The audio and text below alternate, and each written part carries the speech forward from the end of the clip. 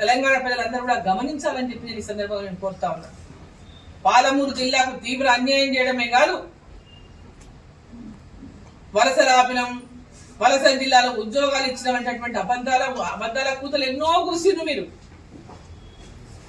ఎన్నో అబద్ధాలు మాట్లాడిరు.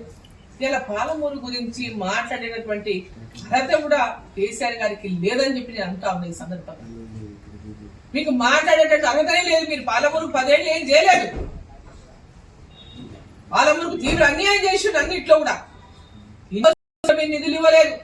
కేంద్ర ప్రభుత్వం నరేంద్ర మీరు ఇచ్చింది కూడా ఏం లేదు. పాలమూరు యూనివర్సిటీ కూడా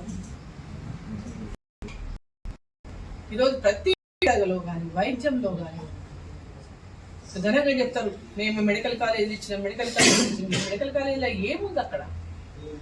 కేంద్ర ప్రభుత్వమే కనుక ఇవాళ ఆ కాలేజీలలో అన్ని రకాల నిధులు ఇవ్వకపోతే ఈరోజు ఏముంది ఆ కాలేజీలలో?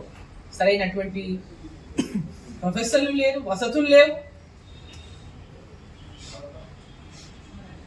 అసలు ఎక్కడ అసలు మీరు చేస్తున్నటువంటి అంటే ప్రజల లోపల భ్రమలు క్రియేట్ చేస్తూ ఏదో చేస్తున్నామని చూపుకోవడానికి మీరు అయితే ప్రయత్నం చేస్తున్నారు.